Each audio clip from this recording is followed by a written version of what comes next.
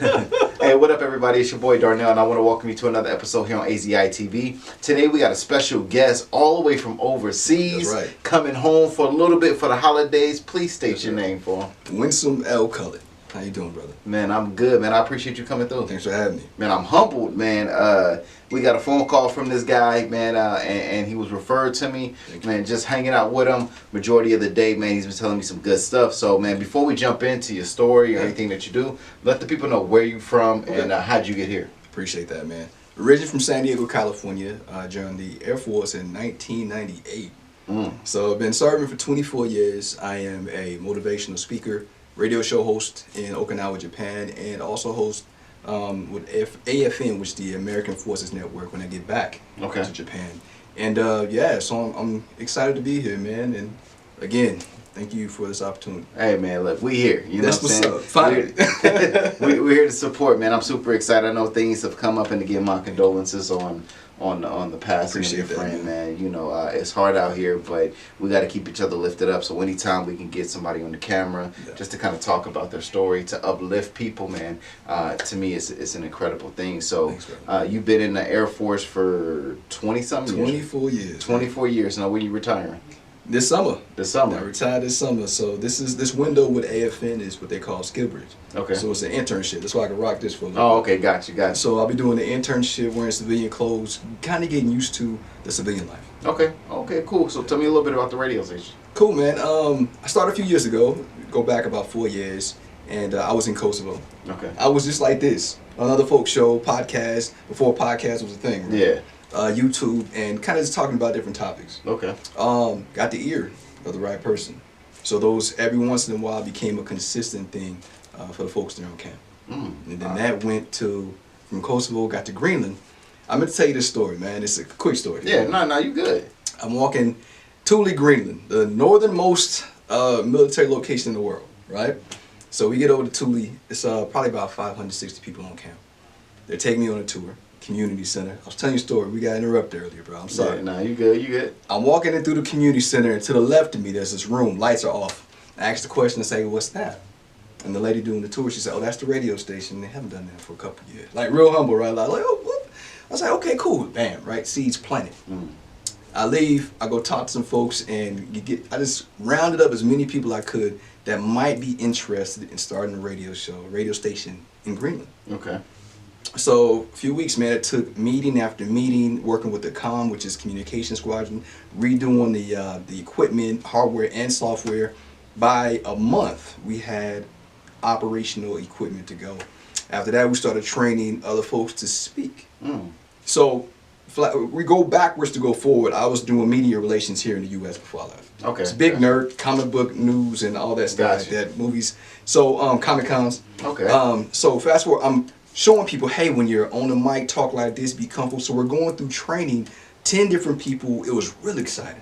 You know what I'm saying? Everybody was excited. They want to motivate each other. We had topics lined up. We had shows, names of the shows we want to do.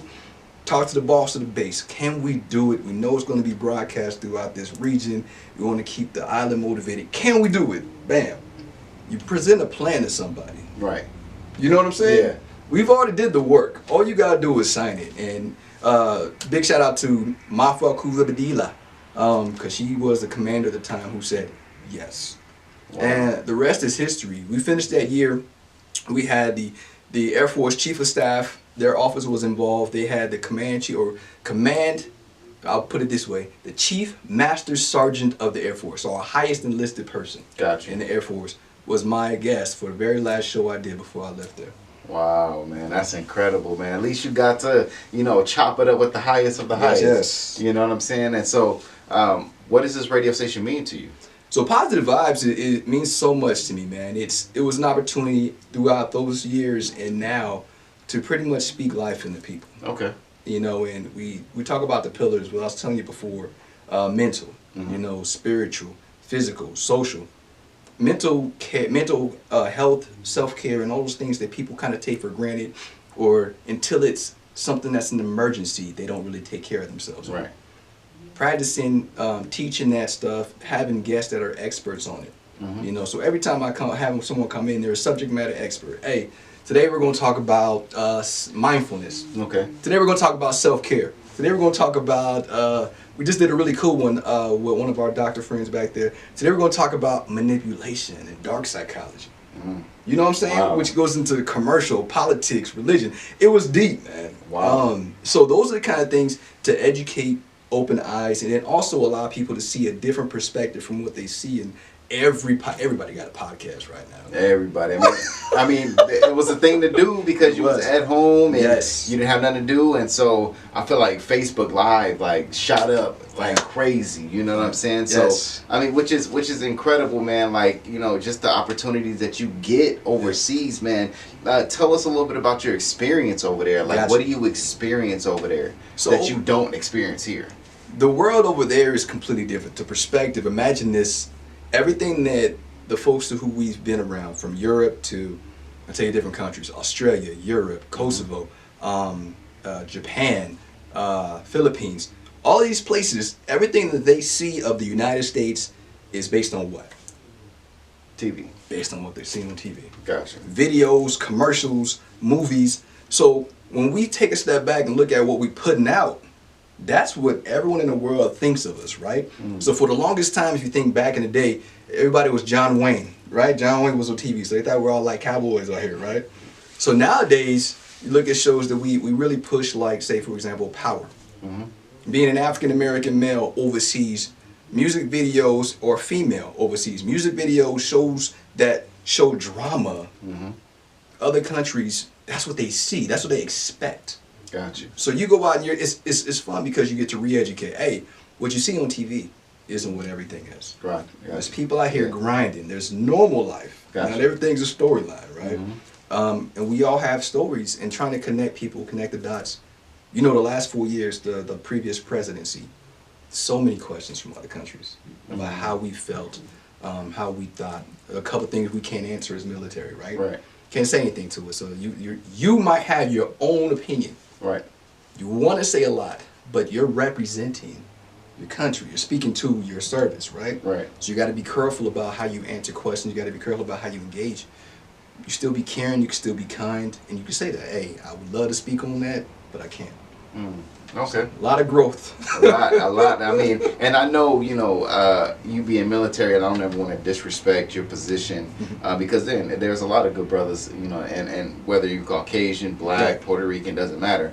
There's a lot of good people in military, just like a lot of good people are officers. Right. You just get that bad representation from that small bunch. Right. But, you know, seeing the stuff that happened at the White House when they bombarded the White House, I don't know if you can speak on how you felt about it or kind of your mindset and what it took you through. I'll take you through a little. Yeah, I can speak on that, man, without getting in trouble. When I went back to all of the events, so that was kind of like the conclusion, right? The worst, we didn't expect, you didn't see that coming. But going back and peeling back the onion to see what led up to that, there were so many things and so many people who spoke up after, spoke up towards the end of that. But there's also so many signs that something's wrong right now in America. Gotcha. And for us, it was sitting back there watching again, brother. I'll tell you, it's like watching a TV show. Every time you turn on the news, it was something similar. Maybe not that bad as that experience, but there was something. It was just like a buildup, a constant buildup. And it was like, damn, I feel like I'm watching a really horrible movie right now. But I'm going to say this, too. You've seen this movie on Netflix. It just came out. And I'm not trying to get like free publication for this movie or anything, but it's called Don't Look Up. Have you seen it yet? Nah. All right. So for me and you, our movie that kind of similar was, in our timeline, was Idiocracy. Okay. Now Terry Crews, the president, everybody's stupid. Yeah. So, and Don't Look Up, the craziest thing about this movie is it doesn't really try to be funny. It's art imitating life. And it shows you how ridiculous some of the things that we praise and some of the way that we view things, some of the way we react to some of the most serious things right now in our time. And I looked at that movie the first time, I was like, this is kind of dumb. And I watched it again. Some said watch it again. There were so many messages that was kind of throwing shots at the last 4 years of our lives. in our decision making and social media, the attention we put into it, the way that we weigh things, and even if you see the evidence in front of you, we still don't make decisions that's going to benefit everyone. Wow. And so if you haven't seen it, there's scientists right now that did an awesome, I'll put it on my website as well, but he did an awesome little skit about it, and it broke down the science, broke down the theories and the logic, you know, and the mindset of America. And you notice these things too, man, how when you see these movies, these tragic movies, it's always America that's being portrayed. You don't see a lot of other countries going through there, but you see it's always something going on in America and how we react and what we're doing. And imagine that's what everyone abroad is seeing, how our mindset is. Dancing. What's the group right now that's South Korean group that's really blowing up? Oh, not really blow. I was thinking of the group that got found that's, you know, popular in Vegas. Nah, there's one that's came out of South Korea. There's like 7 kids in this group. They're dancing. I know my daughter was playing the video the other day. And I was watching their moves and everything they were doing, like to a T. And then next level, leveling it up was dance moves that you've seen before. Mm-hmm. Dance moves that they've... Breakdancing and all that? All of that. Okay. And if you understand, people study us. They watch us. They see how we react to things. They see what our culture is about. And not just African American, but just in America in general. Everything we do, everyone overseas is watching. So when we're out there as a military member, we know we're representing the best of us. Okay. They make it a big point to say, don't go out there and do things that are going to be a bad representation of who we are. Not just as military, but as Americans. Wow. So, yes. That's crazy, man. And so this type of stuff is what you talk about on your talk show, correct?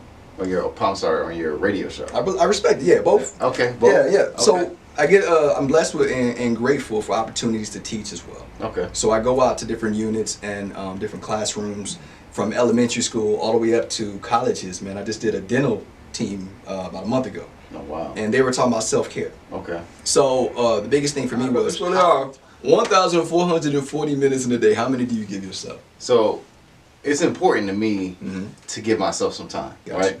Because it was when I had my son here at the office as well. Yep. I was trying to get work done. I didn't really have that time to myself, right?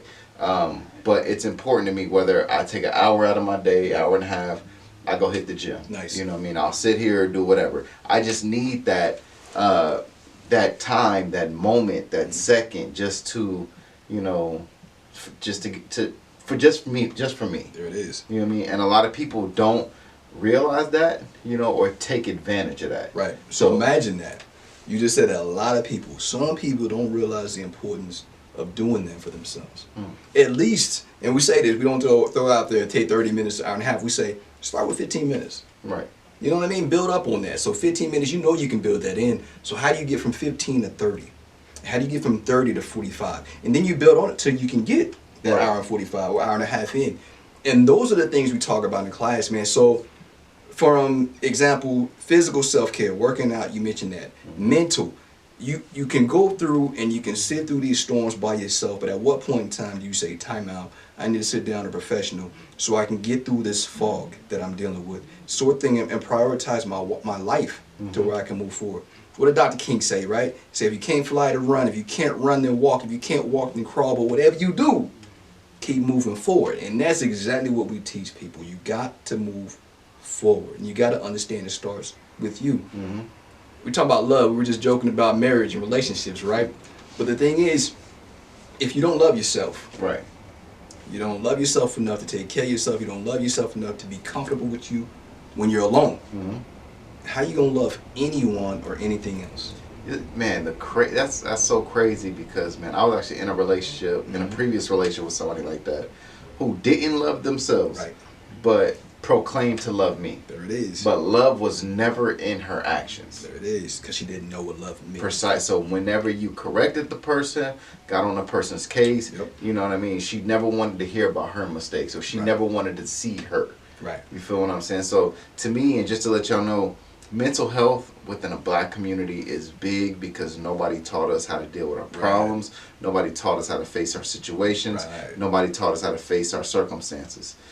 So what you're speaking of is I think is dope because, again, in military, you know, they come out the military and it's like, okay, cool, I'm retired, or I did my couple years, and the moment you get something that triggers something, you were gonna blow up the whole city. Right. Right. You So know you what got I'm these saying? folks who they didn't take that time, and which I'm so grateful that I don't know what the other branches doing. I can speak for the Air Force for sure.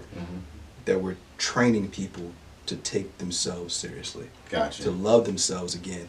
And it's gone from training what we do as the MRT. I've been blessed with this. So as a master resiliency trainer, bam, you flood me with training and information, I'm gonna go teach it. Right. But then you give me the resources to pull in people, have these talks Right. with a classroom full of people. So imagine what we were just talking about, 50 folks in a room. And I'm saying, okay, cool. So if you're giving yourself 15 minutes, building upon it, let's talk about goals. We start talking about goals. Then we start talking about if you fail, you misstep, you hit a stumbling block, how do you respond? What were we talking about earlier? Creed. One of the favorite, one of my favorite resources Top to pull dog, from. yeah. I tell you, perfect time when he went through his mental block, right? He was in the pool trying to do the mindfulness thing. People don't understand what he was doing. A lot of people are like, what's he doing down there, right? That was him being one himself, just blocking out all the noise. You get underwater, like it's. cool. I love it when you get underwater. It's like you can't hear nothing. All of it. Oh man, it's dope. Blocking out all the noise. So when he did that, that was everything that movie, him and Rocky, I call him Rocky, but Sylvester Stallone, the writing team for that movie was brilliant because it symbolized so many facets of life and struggle and fight, mental health. When you fall, when he got hit in them ribs, Wow. when you fall, and how do you get back up? And do you get back up? All the things that you hear. And I did one of these things in my radio show, man. It was so powerful to me. I don't care who was listening because I knew I felt it when I watched that movie. But I said, when you hear the numbers being called, when you hit the ground, your knees in the ground, one, what's going through your mind? What are you getting up for? I'm getting up for me. Two, and the people that love me, the people that care about me. Three, everything I've done up to this point, I've fought. Why I don't want to give up now. Four, what's next? I got so much more. Five, and to the point where you are on your feet because you're telling yourself, I got more. Wow. There's so much more in me. You asked the question earlier, man, why I was so excited to contact you guys. This month means so much to me. Not only because of what I've been able to do and the blessings I've had, but I understand that there are people in the struggle and the fight, specifically the Reverend Dr. Martin Luther King, who without his efforts, what he went through, me and you wouldn't be having this conversation. At least not like this. You know Right. what I mean? Make sure we good. Yeah. So we wouldn't have this conversation. And some folks ask, why am I so excited about this month? Black History Month is a lot of history. Right. It's going to be a lot of information, a lot of meetings, a lot of flooding. For the military, we do a thing. For the month, we celebrate as well. We have speakers come out, we do. And I'm missing mine because I'm here, right, for Martin Luther King's remembrance. But I will say this, man, so many times when I wanted to say, I don't need to do this. Let me just get that to somebody else. This isn't my fight. This isn't my time. Think about what he went through, what he did, what he accomplished. And just as one man, I listened when you asked about how we responded and how I felt personally last year with the civil unrest. I'll tell you this, man. When I know what Reverend King went through for years, my man sat here, and this is not just the I Have a Dream speech. You go and take it from there and think about how the government was attacking his family, trying to break down his character. He was still standing. You think about how all the other factions of our community were saying, what's he talking about peacefully? And we want to go by any means necessary. We want to do this. All the other folks were speaking against what he was trying to build so that people would listen, right? That's the different rallies, the different protests. Him standing and just pretty much feeling like just a symbol. Remember I was showing you earlier? Yeah. Him walking down the street and everybody holding him. There was times I watched on video where it seemed like he was about to trip, but he was being held up by other people. He was tired. Wow. Wow, man. And then you get to the end of that. You go from I had a dream. If you break it down, why this month is so powerful to me, man. You break it down from the I Have a Dream speech in 1963, where you see Martin stand up there, telling the world there in D.C. He had a dream of what he saw. And then you go from that speech to see what happened after. And you see Martin say this in the church. I'll never forget this when he said, yeah, I had a dream, and sometimes I feel like that dream has become a nightmare in some aspects. Because you start seeing how people are using those opportunities instead of maintaining that peace. other factions are breaking off and destructing things, right? Burning buildings, fighting the police. And he had that vision that we need to do it this way. Wow. And then so you go from that peaceful protest to the fractions breaking off. And remember what I said in the beginning, he still stood through all of it. He never spoke down on anybody. He spoke strictly to his policies, what he believed in, and he kept fighting. He kept moving forward. He was tired. They were attacking his wife. They were attacking his family. They were attacking his character, bugging his phone. All of these things were happening to this man. And we talk about what we go through. And he was doing this for everybody. Right? I love it. So what this month means to me, Martin Luther King got the Nobel Peace Prize because he cared about man. He cared about not just the African American race, black men, black women. He cared about human decency. He went from human decency to human rights. Why, after all these years, are you telling us we're in America where this dream exists and we still can't vote? Oh, you can vote, yeah, but you give us more difficulty getting the ballot signed than anybody else. The screening process is different. I cried one year for the Black History Month when I was reading the stories of how they treated our kids going to school.